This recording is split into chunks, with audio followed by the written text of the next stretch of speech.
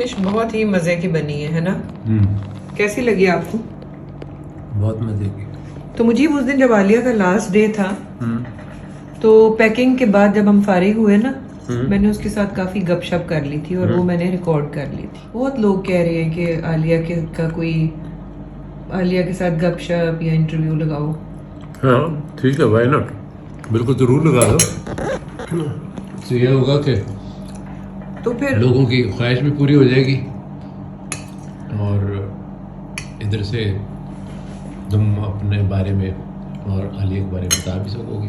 چلیں تو پھر all those who are missing عالیہ خالہ and who wants to listen to how اس کی زندگی گزری, let's check out this vlog of today. Okay. میں نے عالیہ کی پیکنگ چھڑوا دی ہے. میں نے کہا سب سے پہلے آپ میرے سبسکرائبرز کے لیے تھوڑا سا اپنے بارے میں بتائیں. تو لیٹس ٹاک ٹو عالیہ. پیدا ہوئی تو آپ نے اب آپ کے ارد گرد ایک خوبصورت سی پیاری سی بڑی سی بہن پھر رہی تھی. اس کا کیا نام تھا؟ اس کا نام انجو تھا. نہیں, جوکس ہٹا کے مجھے یہ بتائیں کہ آپ کس جگہ پیدا ہوئی؟ پاکستان میں کھاریاں میں. اسکولنگ کیسی رہی؟ اسکولنگ بہت اچھی تھی. میں ایجوکیشن اس وقت اسٹینڈرڈائزڈ اتنی نہیں تھی تو our Abu could think of putting us in convents of every city تاکہ وہ جو ہماری ایجوکیشن ہے وہ اسٹینڈرڈائز ہو جائے. جس شہر میں بھی ہم جاتے تھے ہم نیکسٹ کانوینٹ سے شروع کر لیتے. عالیہ بچپن میں ایسا کیا ہوا تھا کہ وہ آپ کی الماری میں سے دھواں سا نکلنا شروع ہو گیا تھا؟ نہیں ویسے پوچھ رہی ہوں, مطلب کہ کیا مطلب الماری میں سے وہ میں نے ڈال ہاؤس, مجھے بہت شوق تھا گڑیوں کا اور میں نے ڈال ہاؤس بنایا ہوا تھا الماری کے ایک سیکشن کو. اور جب امی نے کھانے کے لیے بلایا تو اس وقت میری ڈال کا کینڈل لائٹ ڈنر چل رہا تھا تو میں نے کینڈل آن چھوڑ کے الماری بند کر کے تو میں کھانے کے لیے آ گئی. تو پھر پتا تب چلا جب ساری ڈال کا جو بیڈ ہے وہ آبویسلی کسی باکس سے آپ نے بنایا ہوا تھا, اس کو لگی جی آگ اور پورا گھر بھر گیا دھوئیں سے. مجھے بھول گیا اس کے بعد. یہ بتاؤ کہ جو ابو نے اتنی ساری فروٹ ٹریز لگائی, ابو کو فروٹ ٹریز لگانے کا بہت شوق تھا, تو وہاں پہ جو امرودوں کے درخت تھے ان میں آپ نے پڑیاں کیوں باندھی ہوئی تھی؟ وہ اس لیے باندھی ہوئی تھی نمک اور کالے نمک کی. وہ اس لیے باندھی ہوئی تھی کیونکہ میں I used to keep an eye on those fruits کہ اب اس میں سے کون سا فروٹ رائپ ہوگا. تو پھر مجھے جیسے فار ایگزامپل کچن کے بعد امرود کا درخت تھا تو وہ کیسے پتا چلے گا مجھے, جو ہی مجھے پتا چلتا تھا کہ ایک امرود رائپ ہو گیا ہے تو پھر I would not go to the kitchen کے نمک. پھر عالیہ انتہائی سے میں پڑی کھولتی تھی اور وہ اس کو میں وہی کھڑے عالیہ عظیم طریقے سے تنے کے ساتھ لگ کے بیٹھ جاتی تھی اسی درخت کے, فریش فروٹ توڑا اور ادھر ہی کھا کے نمک لگایا. نمک نہیں ہوتا تھا, نمک اور مرچ اور وہ ساری چیزیں ہوتی تھی. اچھا تو یہ ہے جی. ایک تو یہ میں نے ساروں کو تھینک یو بھی کہنا تھا, میں نے بھی اور عالیہ نے بھی, کہ عالیہ کی کو بہت زیادہ لوگوں نے لائک دے لو ہر اور انہوں نے بہت اپریشیٹ کیا ہے کہ عالیہ کی choice of dresses and jewellery and everything is very great. Very much everybody for liking my choice of clothes. مجھے لگتا ہے کہ ہمارا پاکستان کا کلچر اتنا رچ اور اتنا خوبصورت ہے کہ آپ اس میں سے تھوڑا سا ٹائم نکال کے جب آپ پک اینڈ چوز کرتے ہیں تو then the combination gets to be very beautiful. Choice بھی تو رائل ہونی چاہیے نا, جیسے آپ کی چوائس رائل ہے. آپ یہ بتائیں کہ فروٹس میں آپ کو کیا کیا پسند ہے؟ نہیں ہم آپ کی رائل چوائس جو بھائی ضروری نہیں ہے چوائس ہر جگہ رائلی ہو, لیکن فروٹس میں مجھے امرود, جامن, شتوت, بیر, فالسے, بیر اور لکاٹ. مطلب لائک لکاٹ کو لٹرلی ہم کہتے ہیں کہ یہ بیج ہی ہوتے ہیں. نہیں لیکن it is a wonderful fruit. نہیں اس کے علاوہ آم بھی لیکن آم شکر الحمدللہ کہ کوئی تو تمہیں ایسے آپ کے بعد یہ باقی فروٹس جو ہیں یہ I think these are exotic and unique fruits. فالسے بھی تمہیں سیب کیلا کون کھائے گائز. اتنی رائل چیزیں پسند کرنے والی عالیہ خالہ کو آپ نے دیکھ لیا کہ ان کو فروٹس میں مطلب امرود, یار ویسے حد ہے. نہیں بھائی, امرود از فل آف وٹامن سی. शहतूत भी इंसान ही है. अच्छा, तो ये बताएं कि जब आप बड़ी हुई तो फिर आपने उसके बाद नेक्स्ट आपकी एजुकेशन? नेक्स्ट एजुकेशन फिर मेड स्कूल. और मुझे याद है कि कहाँ से शुरू हुआ कि अब्बू टुक मी टू CMH वन डे. अच्छा. और तुम्हें याद होगा कि मेरा गला बहुत खराब हो जाया करता था बहुत चीज़ों से, बहुत ज्यादा, और इन्हीं शहतूतों वगैरह से, पता नहीं इसी तरह की चीज़ों से. तो अब्बू टुक मी टू CMH वन डे, और वहाँ से एक आर्मी के यूनिफॉर्म में एक डॉक्टर थी जो आर्मी के यूनिफॉर्म में आ रही थी, and as she was walking in the hallway, तो उसको जो बाकी सल्यूट कर रहे थे. तो अब्बू ने मुझे कहा कि do you know who she is. मैंने कहा नहीं.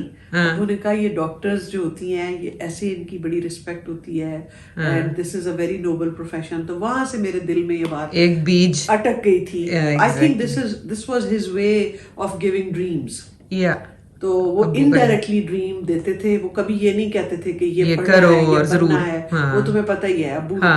अब्बू वुड ले out choices, would give us opportunities, and would give us dream. वहाँ से पैशन बना, और फिर मेड स्कूल, और फिर उसके बाद शादी, और शादी के बाद फिर आए स्पेशलाइजेशन. आपने स्पेशलाइजेशन मैंने की है एनेस्थीसिया में, कनाडा में. और वहीं से मैंने अपना FRCP किया है, रेजिडेंसी की है. और मुझे लगता था, एंड अगेन तुम्हारी तरह coming out of the box, कि एनेस्थीसिया जो है वो मेल डोमिनेटेड फील्ड पाकिस्तान में बहुत समझा जाता था उस वक्त.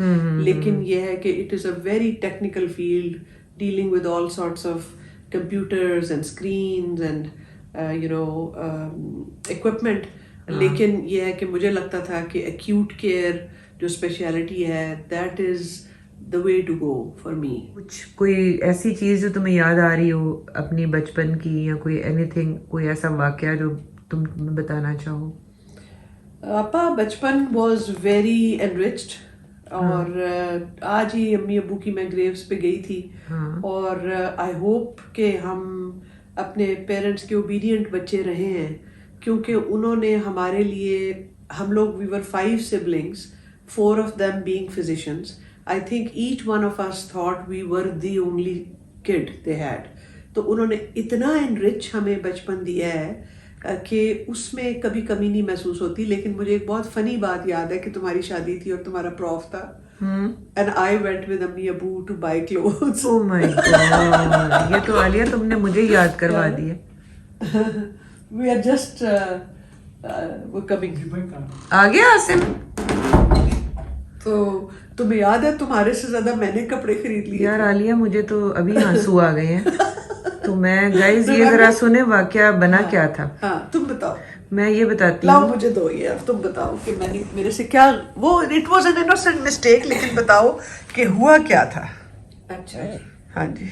मैं गाइस आप लोगों को बताती हूँ कि ये मेरी, अच्छा जरा हल्का हाथ रखना, मतलब हाँ, जो मेरी दोनों बहनें हैं, इसमें बड़ी वाली तो हमेशा रिश्ता देखने के लिए गई और मुजीब को पसंद कर लिया, एंड अच्छा हो गया. चलो ठीक हो गया. अब जनाब जब शादी के दिन करीब आए तो मेरा एग्जाम था, जैसे आजकल मरियम का है, और उसके बाद उसकी वही वाली सिचुएशन मेरी थी. अच्छा, अब जी आलिया पेश हो गई कि मैं जाती हूँ अम्मी के साथ कपड़े लेने. और वापसी पे क्या हुआ था आलिया? वापसी पे मुझे पसंद आ गए, मतलब मेरे तो कपड़े थे ही कोई नहीं खास. पर्पल शर्ट किसकी है? आलिया की. वहां से फ्रॉक कौन लेके आ गया है? पठानी फ्रॉक. और अम्मी लिटरली, पता है अम्मी एंटर जब हुई है, अम्मी मुझे ये कहती हुई एंट्री, आइंदा नहीं लेकर जाना मैंने इसको. मैंने कहा क्या हो गया? पता चला कि जी सारी शॉपिंग आलिया की थी, क्योंकि आलिया को क्रेज तो बचपन से था. तो एट द एंड आलिया, मेरे ख्याल में जो इम्पोर्टेंट क्वेश्चन है जो सबको ही करना चाहिए हमारी वाली जनरेशन के साथ, वो ये है कि what do you think about new generation and old generation? मुझे लगता है कि पाकिस्तान की जो न्यू जनरेशन है उसमें बहुत पोटेंशियल है. I am very impressed with how progressive, technical, advanced our new generation is. तो दुनिया में निकले पाकिस्तान में अपना पाकिस्तानी एम्बेसडर बन के, और you know excel करें आप लोग अपने करियर्स में. Do what you like best and then excel in it. जो हमारी जनरेशन है, I don't consider our generation old generation at all. तो वो भी बहुत एक्टिव, लेकिन कनाडा में honestly we are considered younger middle age. Old age وہاں پہ بائی ڈیفینیشن از 70 اینڈ ابو. ٹھیک ہے. تو اب ہم لوگ جو ہیں وہ ہماری جنریشن جو ہے یوزفل رہیں, ایکٹیو رہیں, گفٹ کا جو کانسیپٹ ہے ریٹائر ہو کر بیٹھ نہیں جائیں, سیلف ایکچولائزیشن پر پہنچ جائیں کہ ابھی جو کچھ ہم نے لیا ہے ارد گرد سے, سوسائٹی سے, اب ہم نے اس کو how to give it back. وہ دیٹ از, یہ بیٹھ کے جانا صرف اور کچھ نہ کرنا activity, that is not a right thing. صحیح بات ہے. اور اب دونوں آپس میں کیا کریں کہ ہماری جنریشن بھی پروگریسو رہے. ان فیکٹ یہ ایک حدیث ہے کہ آپ اس طرح نہ ریز کریں بچوں کو the way you were raised. ان کو مت کہتے رہیں کہ ہماری جنریشن میں تو ہمیں تو جوتے پڑتے تھے, تم لوگ اسپوائلڈ ہو. یہ دس از ناٹ آن. آپ خود پروگریسو ہوں, اور ان کو, میرا یہ مقصد ہرگز نہیں ہے کہ جو مرضی کرنے دیں, لیکن پروگریسو ہوں اور ان کے ساتھ دوستی رکھیں. اپنا لیول ان کے ساتھ ایسا کر لیں کہ you are friends with your kids, with younger generation, enjoy کریں ان کی کمپنی اور ان کو سپورٹ کریں, and they will be so that there is a mutual understanding between the two generations. بہت زیادہ جو ایک کیا اس کو کہتے ہیں وکٹورین ماں باپ نہ بنے کہ یہ ہم بہت زیادہ وکٹورین ماں باپ ہیں, عزت ہے, ایموشنل بلیک میل ہے, وہ چھوڑ کے اپنے ذرا گارڈ لوور کر کے, اپنا اسٹینڈرڈ بھی لوور کر کے ان کے ساتھ دوستی کا رکھیں تو کمپنی بھی مل جاتی ہے اور وہ ڈرتے بھی نہیں, آپ ان کو گائیڈنس بھی مل جاتی ہے. ان کو ڈریمز اس طرح سے دیں, جیسے ابھی میں ابو کی ایگزامپل دے رہی تھی, ان کو سپورٹ کریں اور ان کے ساتھ بڑے نیوٹرل طریقے سے, اچھے طریقے سے. مطلب اصل بات یہ ہے کہ وہ ڈر کے مارے آپ کے پاس نہ بیٹھے ہوئے ہوں, بلکہ شوق سے اور خوشی سے بھاگ کے آپ کے پاس اپروچیبل بن جائیں. ایگزیکٹلی. اب بچوں, اگر آپ ینگ جنریشن کو, جیسے ہم اپنے بچوں کو اپروچیبل بناتے ہیں اپنے آپ کو, اور نان ججمنٹل بناتے ہیں کہ ہم جو مرضی وہ آ کر آپ کو بتا دیں, ہاں رائٹ, تو آپ ان کو جج نہیں کریں گے, ادروائز وہ پھر کسی شیل میں چلے جاتے ہیں. اینی میسج جو ہماری فیملی ہے سبسکرائبرز کی, ان کے لیے مجھے لگتا ہے کہ وہ سب چاہیں گے کہ آپ آتی رہیں بار بار. میں آئی ول ڈیفینیٹلی, اپنا ملک ہے اور آئی لو پاکستان, مجھے پاکستان کی ہر چیز بہت اچھی لگتی ہے, پاکستان سے مجھے بہت محبت ہے.